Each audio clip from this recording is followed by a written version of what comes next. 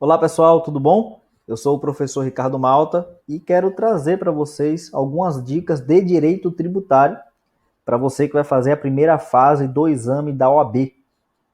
Inicialmente, eu quero colocar aqui alguns lembretes, para então ingressar de fato nas nossas dicas pontuais. Primeira coisa, gente, você não pode ir fazer a sua prova de primeira fase sem ler as súmulas vinculantes. E essa dica vai não só para a área do direito tributário, mas para todas as outras disciplinas. A leitura de súmulas vinculantes é muito importante. A FGV, a OAB, eles adoram cobrar a súmula vinculante na primeira fase, na segunda fase. Então a dica já inicial que eu dou para vocês é aproveitem esse período de revisão para analisar, para estudar, para revisar, enfim, as súmulas vinculantes. Essa dica, repito, serve não só para a disciplina tributária, mas para todas as outras disciplinas. O outro ponto importante é que a FGV adora letra de lei. A FGV adora cobrar letra de lei. Então, nessa reta final em que você está estudando para sua prova, é claro que a leitura rápida ali do caderno, aquelas aulas de dicas, é muito legal, é importante, mas esse também é um momento para você pegar o seu vade-mecum e fazer aquela leitura, para você estudar a letra da lei e lembrando, repetindo as súmulas, em especial súmula vinculante. Perfeito? Aqui já dentro de direito tributário, eu quero indicar de antemão algumas temáticas para vocês. Princípios. Princípios, a FGV e a OAB adoram princípios tributários.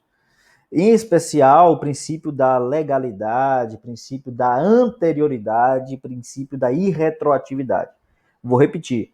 Nesta reta final, você vai revisar o princípio da legalidade, princípio da anterioridade e princípio da irretroatividade.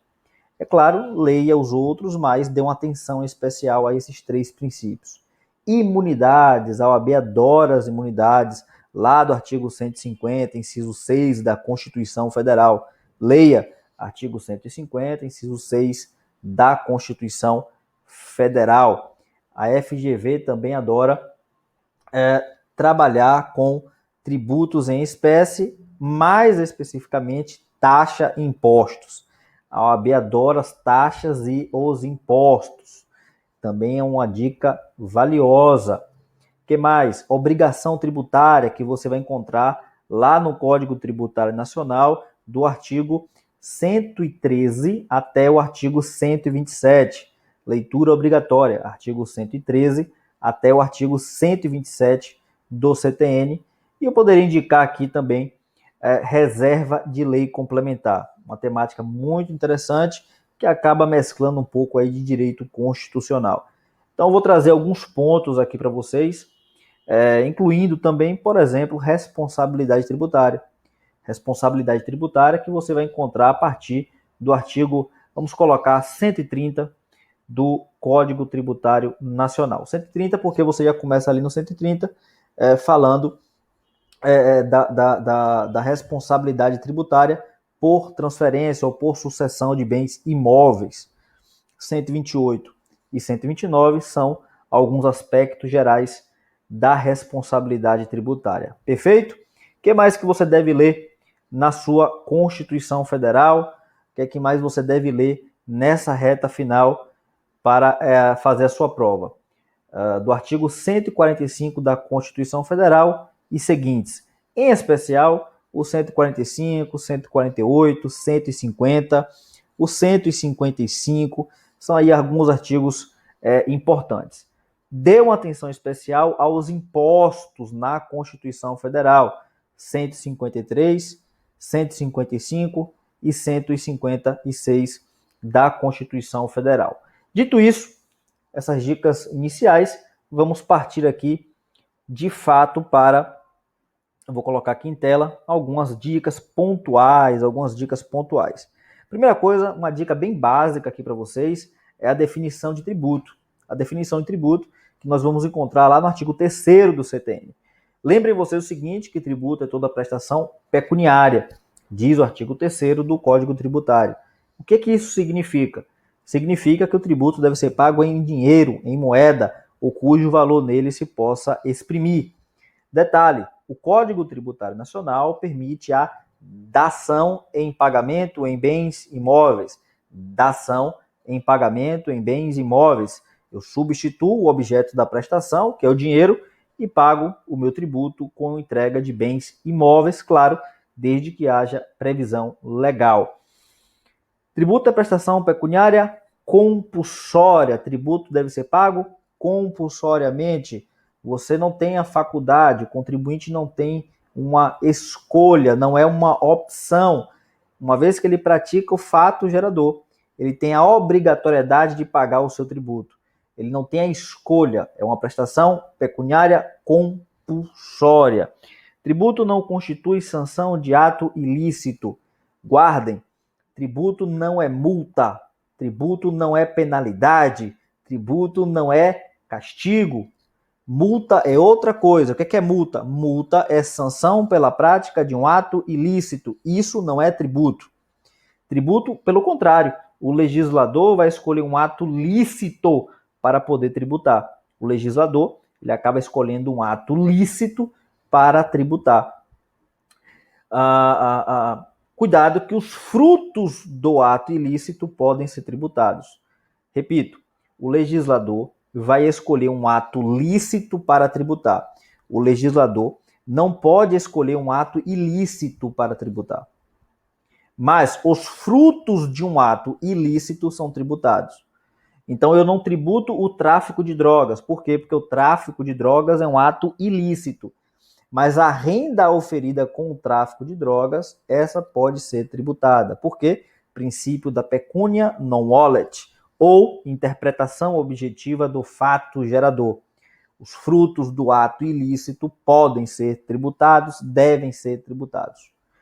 Tributo ele é instituído por meio de lei. Em regra, o tributo vai ser instituído por meio de lei ordinária. Cuidado! Alguns tributos devem ser instituídos por meio de lei complementar. Eu coloquei aqui em tela para vocês. Quais são os tributos instituídos por meio de lei complementar?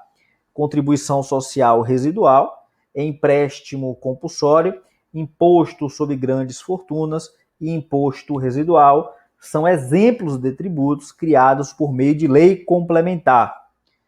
Você que vem estudando direito constitucional já sabe que matéria reservada à lei complementar não pode ser editada por medida provisória. Então, medida provisória não pode versar sobre matéria reservada à lei complementar.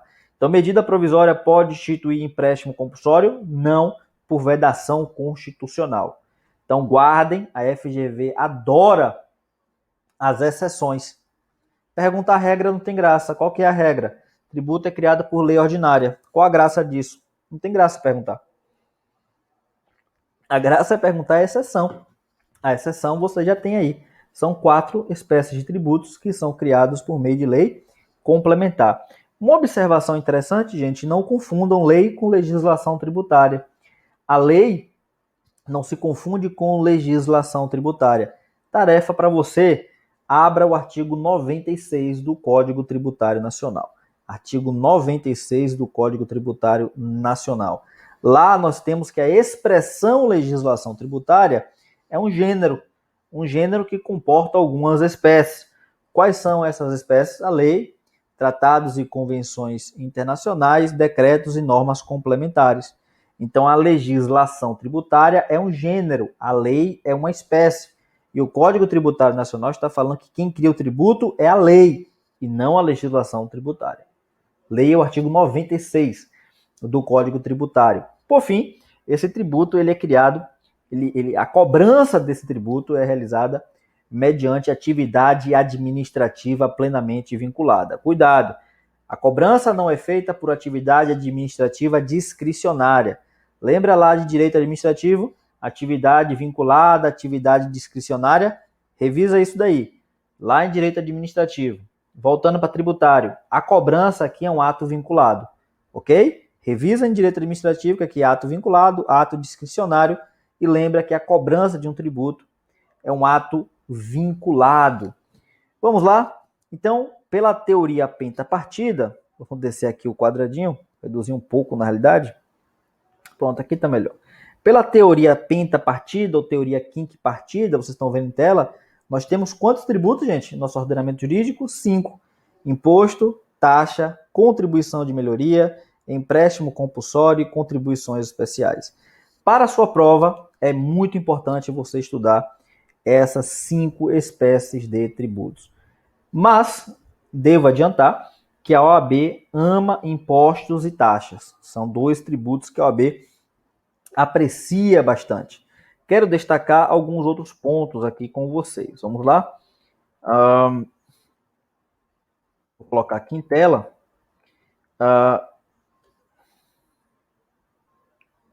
As taxas, vamos pegar aqui a taxa, já que a OAB gosta tanto de taxa, eu lembro para vocês que a taxa você vai encontrar lá no artigo 145 da Constituição Federal, no artigo 77 a 80 do CTN. Qual que é a sua função? Qual que é a sua obrigação? Ler esses artigos. Lembrando que a competência para a instituição de taxa é competência comum. Todos os entes federativos podem instituir as taxas. É criado por meio de lei ordinária. E nós temos 2 tipos de taxas, dois fatos geradores. Tem a taxa pelo exercício efetivo do poder de polícia e a taxa de serviço público específico e divisível e de utilização efetiva ou potencial. Repito, você tem 2 tipos de taxas. Taxa pelo efetivo exercício do poder de polícia e taxa pela utilização efetiva ou potencial de serviço público específico e divisível. Perfeito? Leia o artigo 78 do Código Tributário Nacional. Outro detalhe importante em relação à taxa é que elas não podem ter base de cálculo igual, idêntica ao dos impostos. Então, taxa tem que ter uma base de cálculo diferente da base de cálculo dos impostos. Você vai encontrar isso no artigo 145, parágrafo 2º do CTN. Uma tarefa para você, leitura da súmula vinculante número 29. A súmula vinculante número 29 está estritamente ligada ao artigo 145, parágrafo 2º da sua Constituição Federal. Nós temos uma súmula vinculante também, que ela vai dizer que o serviço de iluminação pública não pode ser remunerado mediante taxa. Hoje, o que remunera o serviço de iluminação pública é a COSIP, é a contribuição para o custeio do serviço de iluminação pública, COSIP, que você vai encontrar no artigo 149-A da Constituição Federal.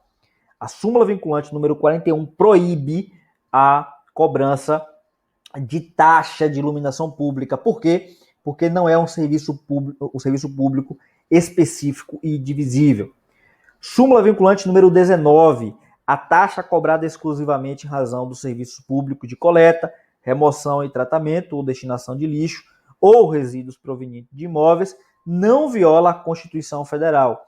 Então, essa taxa que ela é cobrada pela remoção, pelo tratamento, pela coleta de lixo residencial, resíduos provenientes de imóveis, essa taxa ela pode ser cobrada, essa taxa ela é constitucional.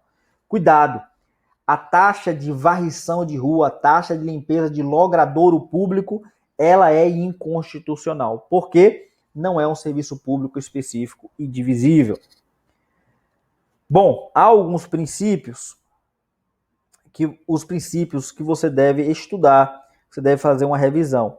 Vou diminuir aqui um pouquinho minha tela.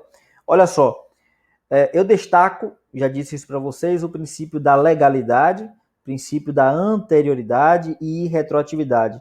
Você tem por obrigação estudar esses 3 princípios com profundidade.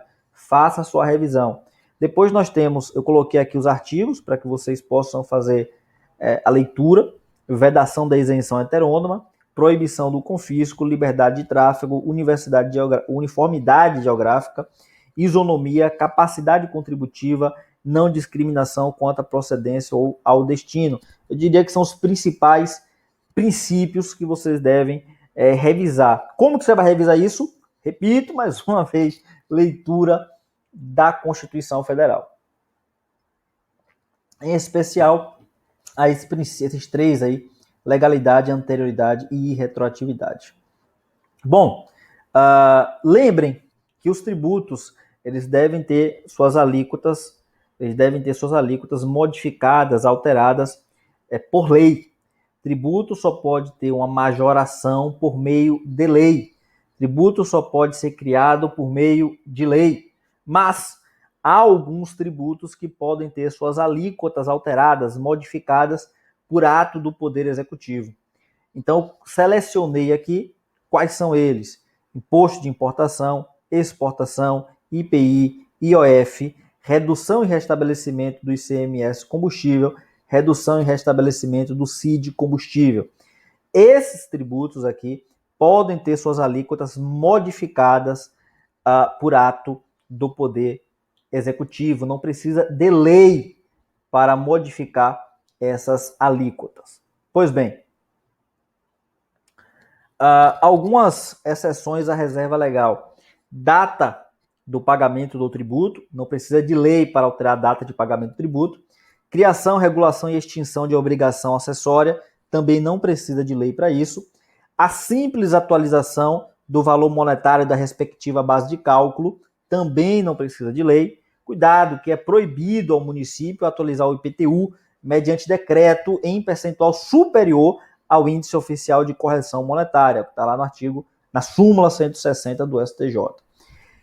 No que se refere especificamente ao ICMS, a concessão e revogação de isenção e incentivos fiscais depende de deliberação do CONFAZ, não é lei. Então, cuidado. A isenção ela deve ser concedida por meio de lei. Incentivos fiscais devem ser concedidos por meio de lei. Mas especificamente no que se refere ao ICMS, depende de deliberação no âmbito do CONFAZ e não de lei. O princípio da anterioridade. Você deve recordar que o princípio da anterioridade, eu só posso exigir um tributo no exercício financeiro seguinte e desde que decorridos 90 dias, contados da data da publicação da lei que instituiu ou majorou o tributo. Então, eu só posso cobrar um tributo no exercício financeiro seguinte e desde que decorridos, no mínimo, 90 dias, contados da data da publicação da lei que instituiu ou majorou o tributo. No entanto, a sua Constituição Federal prevê uma série de exceções. Temos tributos que podem ser cobrados imediatamente. Não respeita nem a anterioridade anual, nem a anterioridade nonagesimal. São eles: o imposto de importação, imposto de exportação, IOF, imposto extraordinário de guerra e empréstimo compulsório, calamidade e guerra. Esses podem ser cobrados de imediato, sem respeitar o princípio da anterioridade, nem anual, nem nonagesimal. Alguns tributos podem ser cobrados após 90 dias da sua publicação, sem respeitar a anterioridade anual. São eles: IPI, contribuição social e redução e restabelecimento do ICMS combustível e do CID combustível. Esses aqui, uma vez instituídos, majorados, respeitam a nonagesimal, respeitam 90 dias, mas não precisam respeitar a anterioridade anual. Há alguns tributos que eles podem ser cobrados no exercício, eles só podem ser cobrados no exercício seguinte, mas não respeitam a anterioridade nonagesimal. São eles o imposto de renda, alteração da base de cálculo do IPTU e alteração da base de cálculo do IPVA. Percebam o seguinte, gente. A regra é que o tributo só pode ser exigido no exercício financeiro seguinte, anterioridade anual, e desde que respeite o prazo mínimo de 90 dias contados da publicação da lei que instituiu ou majorou o tributo. Anterioridade nonagesimal. O que eu estou trazendo aqui para vocês são alguns tributos que podem ser cobrados de modo imediato. Não respeita nenhum princípio anual, nem a nonagesimal. Está aí em tela para vocês. Outros não respeitam a anual. podem ser cobrados após 90 dias, então devem respeitar a 90ª. E, por fim, há aqueles que respeitam a anual, mas não respeitam a 90ª. Eu sei que é difícil, eu sei que você deve estar pensando assim, poxa, decorar isso, lembrar disso é complicado, mas faz um print da tela e lê, olha essa tabelinha até o dia da sua prova. Se possível, até naquele momento antes de entrar na sede, dá uma olhadinha nessa tabela, que isso cai muito, a OAB cobra muito isso. Então dá uma olhadinha antes, faz aquela revisão, que essa tabela aqui ela é muito cobrada. Aliás, essa tabela é a tabela anterior, a tabela de exceções e atenuações ao princípio da legalidade. A súmula vinculante número 50 diz que norma legal que altera o prazo de recolhimento da obrigação tributária não se sujeita ao princípio da anterioridade. Bom, vamos falar aqui de irretroatividade. Primeira coisa, qual que é a regra? Norma tributária não pode retroagir em nome da segurança jurídica. Então, a norma ela não pode atingir fatos passados, fatos pretéritos, mas apenas após a sua publicação. No entanto, tomar um pouquinho de água, nós temos algumas possibilidades da norma retroagir. Primeiro, se a lei for meramente interpretativa, se a lei não inovar no ordenamento jurídico, ela apenas venha a esclarecer o conteúdo e o alcance de uma lei anterior, essa norma ela pode retroagir. Ato não definitivamente julgado que deixe de definir como infração ou comine penalidade menos severa. Então, uma norma que reduza uma penalidade desde que o ato não esteja definitivamente julgado, atenção para isso, essa norma ela pode retroagir. Percebam, se for uma norma que reduz uma alíquota, essa norma não retroage, porque o dispositivo, o artigo 106 do Código Tributário, está falando de redução de penalidade, infração. Essa norma pode retroagir, e desde que o ato não tenha sido definitivamente julgado.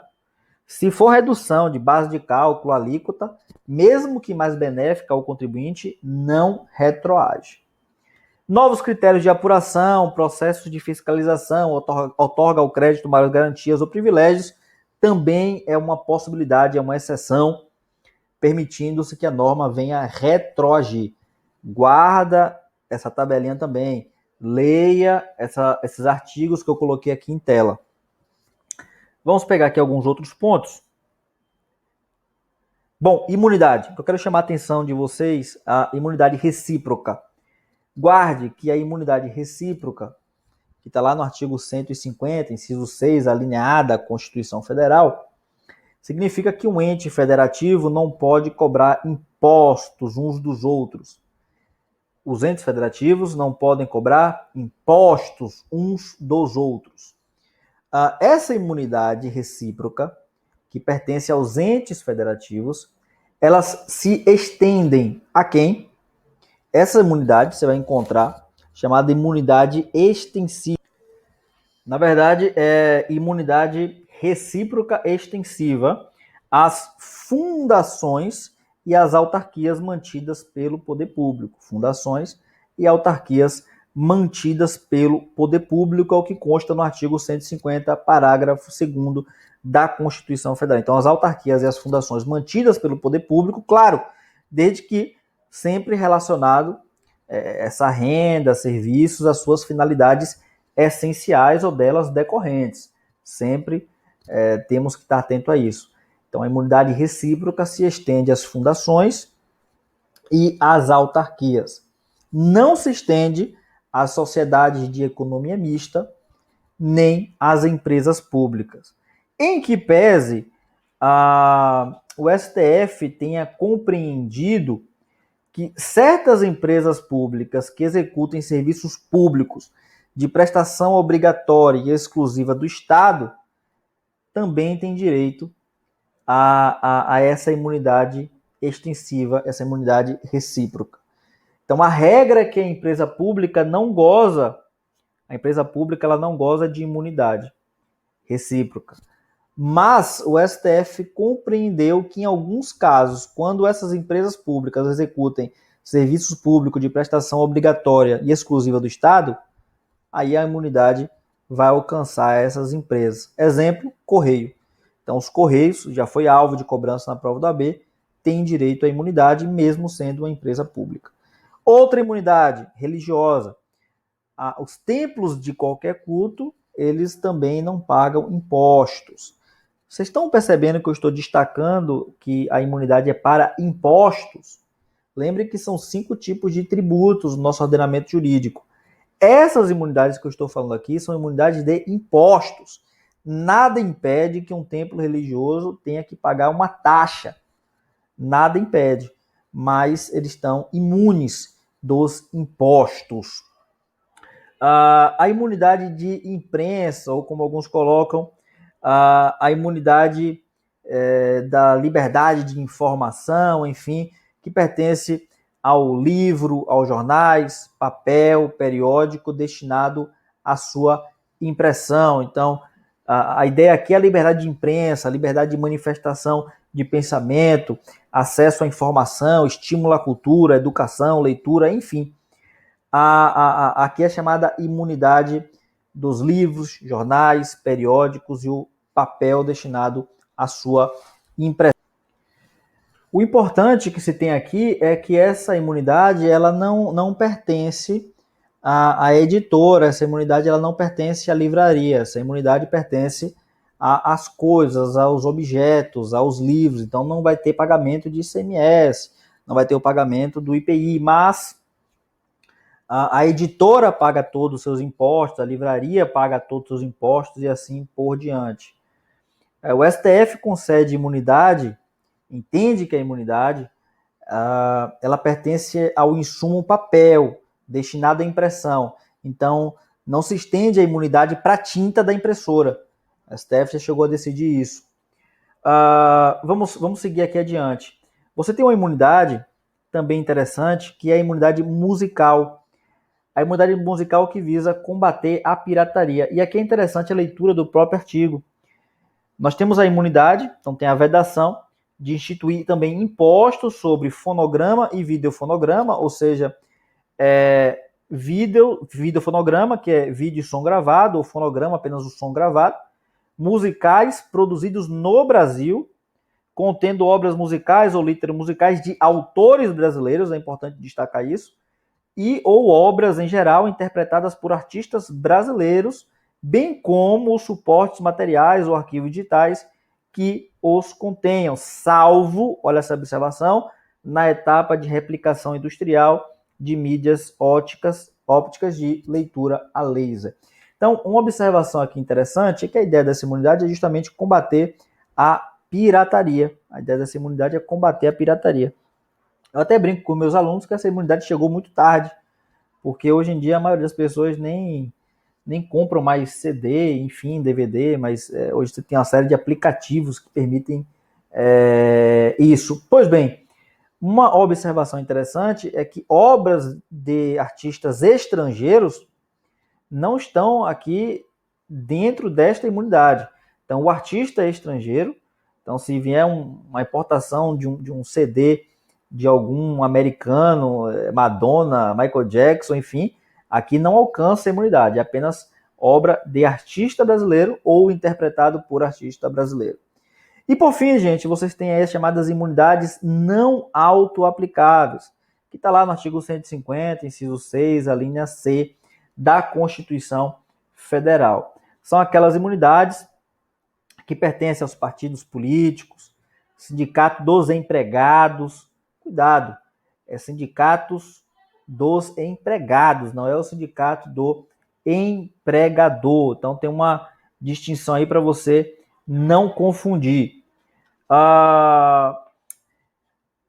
Que mais? Instituição de educação e de assistência social sem fins lucrativos, atendidos os requisitos de lei. Onde que vocês vão encontrar esses requisitos da lei? Lá no artigo 14 do Código Tributário Nacional. Bom, estou passando aqui bem rápido, que são vários pontos importantes, e eu quero apenas fazer aqui alguns lembretes, alguns detalhes aqui, para que você possa fazer a revisão antes da sua prova. Um detalhe, vamos mudando aqui a temática, obrigação tributária. Obrigação tributária ela pode ser principal e pode ser também obrigação acessória, artigo 113 do Código Tributário Nacional. A obrigação tributária principal consiste no pagamento do tributo ou penalidade. A obrigação principal, então, é a obrigação de pagar algo, é uma obrigação pecuniária, enquanto que a obrigação acessória não tem caráter pecuniário, mas sim se destina ao cumprimento de formalidades, de deveres administrativos, formais burocráticos, por exemplo, emissão de nota fiscal, declaração de livros contábeis. Um ponto importante é que o descumprimento de uma obrigação acessória acaba transformando essa obrigação acessória numa obrigação principal na modalidade multa, na modalidade penalidade. Perfeito? Então, a obrigação acessória ela não tem caráter pecuniário, mas no caso da inobservância de uma obrigação acessória, essa obrigação acessória acaba se convertendo numa obrigação principal na modalidade multa, modalidade penalidade. Sujeito ativo, sujeito passivo, que eu tenho aqui de importante para falar, é que o sujeito passivo aqui no direito tributário, nós temos duas figuras. Uma que é o contribuinte e outro que é o responsável tributário. Então, sujeito passivo em direito tributário é tanto o contribuinte como o responsável tributário. Leia o artigo 121. Lembrando que o contribuinte é aquele que tem uma relação jurídica direta e pessoal com o fato gerador. É aquele que pratica o fato gerador. Enquanto que o responsável tributário é aquele que, sem praticar o fato gerador, a lei, sempre a lei, imputa a ele a responsabilidade tributária. Deve ter um nexo de causalidade, deve ter uma proximidade com esse fato gerador, mas ele não pratica. As convenções particulares, os contratos celebrados entre particulares, eles também não podem alterar a sujeição passiva. Então, um contrato não pode alterar as regras de responsabilidade tributária, as regras, enfim, de sujeição passiva. Cuidado. Leia no seu Código Tributário sobre a solidariedade, artigo 124 e 125. Trago aqui apenas uma observação.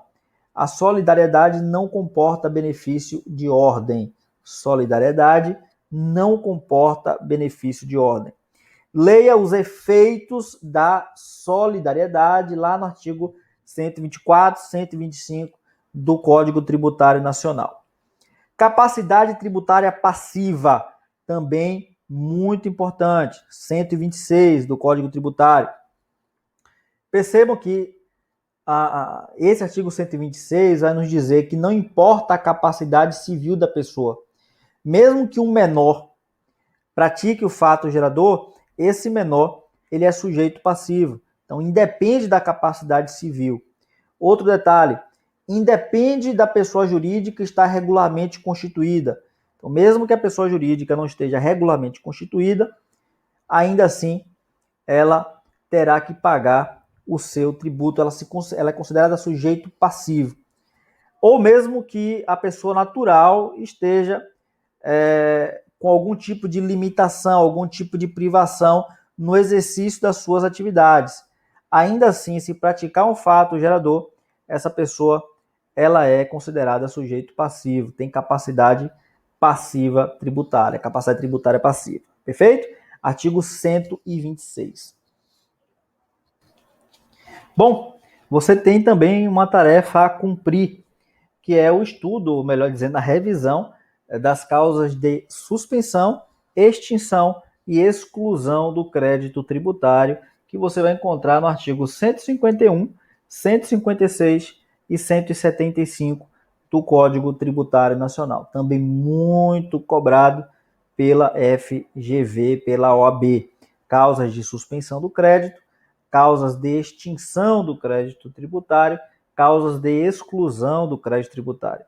Isso é muito cobrado pela FGV. Em especial, colocaria aqui, por exemplo, a isenção, que é uma causa de exclusão do crédito tributário. Perfeito? leiam os artigos 151, 156, 175 do Código Tributário Nacional. Pessoal, eu quis aqui então só trazer alguns pontos, algumas dicas para vocês, alguns lembretes, algumas informações que eu julgo que são essenciais para que você possa gabaritar, claro, a sua prova de tributário. Uma revisãozinha rápida aqui com vocês, como eu disse, apenas para lembrar alguns pontos que eu julgo que são muito importantes e para que você possa fazer a leitura de alguns artigos que eu indiquei, bem como de súmulas vinculantes. Eu espero sinceramente que você tenha estudado, tenha se dedicado. Eu sei que cada um no seu tempo, cada um de acordo com a sua oportunidade, com suas condições, mas espero que você seja aprovado, espero que você seja aprovada no exame da OAB e que depois venhamos a nos encontrar, se você escolheu tributário, na segunda fase. Estou realmente torcendo por você, estou torcendo pela sua vitória, que Deus te abençoe, hoje, amanhã e sempre, vai dar tudo certo. Forte abraço para vocês.